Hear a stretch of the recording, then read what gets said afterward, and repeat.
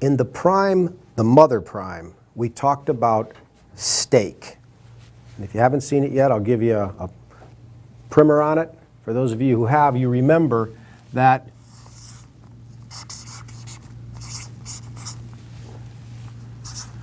what's at stake makes people want to go from a current state to a future state.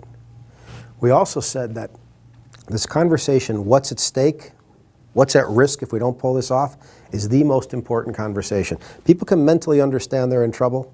They can mentally understand there's something great out there to grasp, but they won't do it until they are personally motivated. What's at stake? So we began to look at this.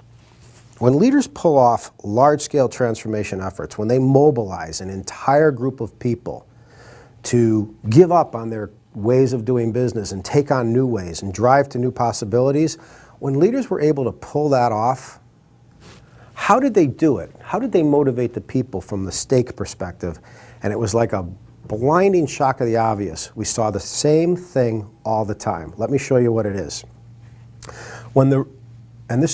So we're now showing the prime what's at stake. The great leaders understand that when they talk out to an audience, they're talking to basically three kinds of listening. They're talking to people who listen with their brains, people who listen with their heart, and people who listen with their wallet. Analytical, emotional, financial. So when the leader gets out there and starts to say, hey, let me tell you about the current state, they get their credibility, they say, let me tell you why we can't keep doing what we're doing. If they just come at it from a financial standpoint, we'll lose money, we won't get market share, they don't get the people who are listening emotionally and listening analytically. If they just come at it from the emotional heart tugs, the financial people and the analytical people check out.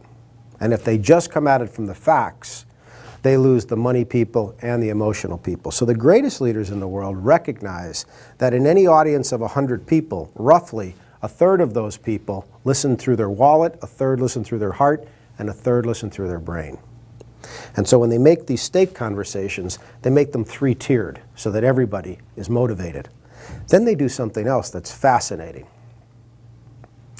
They approach all three of those conversations from the negative, which means, hey, we got to get out of here. Like from a push. If we don't get out of here, we got to go or we're going to get hurt. And they also approach it from a positive. And they say, hey, if we make this change, look at all the good that can happen. So when they make their stake conversation, they're making it three levels and two different ways. Let me tell you analytically and emotionally and financially the bad that's going to happen if we stay where we are. And let me tell you analytically, emotionally, and financially the good we can attain if we achieve our vision. That is a sufficient conversation to motivate people. That's the prime that distinguishes how to make the stake clear.